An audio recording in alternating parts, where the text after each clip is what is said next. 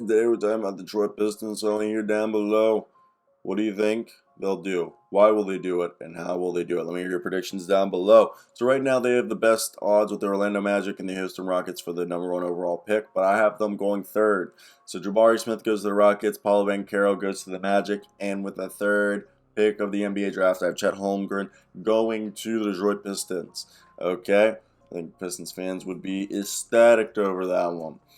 So let's continue through the video and let's talk about the rest of this roster. This is a team that very much had an interesting year, I'll admit, due to the fact that Cade Cunningham has stolen the hearts of Detroit, and $76.7 million only guaranteed in salaries, which basically means they can go out there and get whoever they want. And this is after if they do accept Jeremy Grant. God dang. And that's because they're finally off the books for Blake Griffin. Let's go, boy. Blake Griffin's off the books. Finally. Took a while. Well, let's talk about this. I want to hear down below in the comment section. What do you think they'll do? Why will they do it? And how will they do it? Like and subscribe. Let's get right into it. Cade Cunningham will just be 21 years old entering his second season. That's a good team. When I look at this team, I think a lot. I don't think Zach LaVine, James Harden, Kyrie Irving, Bradley Beal, or DeAndre Ayton will want to come here. Do I think Miles Bridges will want to come here? It's a little bit of a stretch. I think they'll bring back Marvin Bagley III, and I think they'll let Rodney McGruder walk. Corey Joseph might or may not stay, but he basically could make the same to more money in free agency.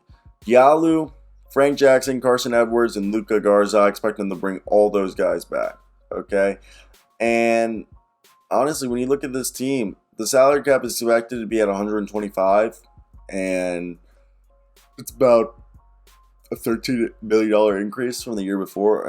I think the biggest thing is I think they're going to trade Jeremy Grant this offseason for another pick.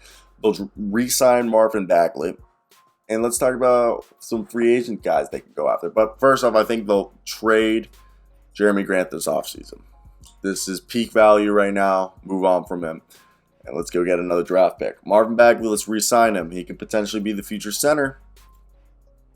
It'd be like, then what's Chet Holmgren? Power forward, baby. Power forward. Okay, now let's look at free agency. DeAndre Ayton and Miles Bridges, I think, and Jalen Brunson would be the best players Detroit can get. And even then, I think most likely they will not get those guys. So when I look over here, I look at a team that they're not going to go after a guy like Lou Dort because they have Diallo. Mitchell Robinson could be somebody to go after, but it wouldn't really fit what Troy Weaver likes. Mo Bamba is more somebody, if they go big man, that they would like. I could see him also, looking at Tyus Jones and Ricky Rubio for the veteran presence that they want. But then you say they have Corey Joseph, and if that's what they want, they'll keep Corey Joseph. And you're right. So that's where I think this is a team that I could see. I don't want to say Dennis Schroeder because I don't think that's going to happen. But when I look at this, a Thomas Bryant would be good for this team. Okay, let's get some playmakers. Cody or Caleb Martin. Great players. Players that I know can make an impact.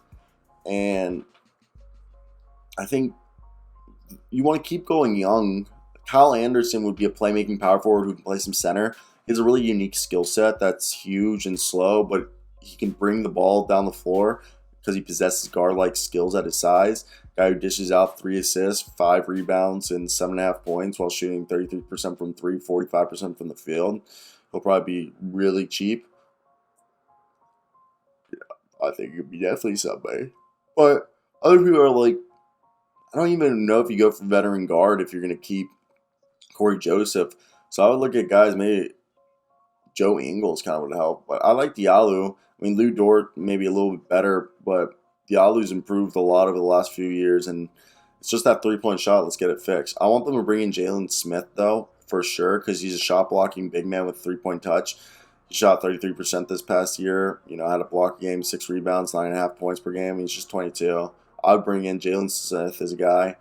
Another one, I think Shake Milton or, I really think Shake Milton would be awesome on this team. If they could bring him or I'm just looking at guys that I think would just fit this roster and encapsulate what they want. Like Robin Lopez, you need veterans to instill culture in this locker room. And that's why when I'm looking over here, actually Jalen McDaniels, if they want to pay for him, I definitely could see him taking him. I just think if you look around, there's a handful of guards you could take. I know it's not perfect, but I think guards and wings is something that this team needs. Just look at how the Hornets and Cavs were able to make the jump. Spread the talent around the team, you know. Svi Mykhailiuk, could be good. He's got size and decent hops, but he's an inconsistent shooter. But I think it could be good for them. Let me hear your thoughts down below, guys. That's basically the video. Hey, Ed Davis is another one, a veteran leader, well liked in the locker room, who plays with a level of scrappiness. I can't even think of other people that you'd want to go after. Brandon Goodwin, Bruno Fernando, Javon Carter, Juan Scano Anderson, Josh Okogie, Jared Culver. These are all very bottled with the roster, guys, because you still have to take reclamation projects to an extent. It's just what gives at this point. Let me know your thoughts down below, guys. I love y'all.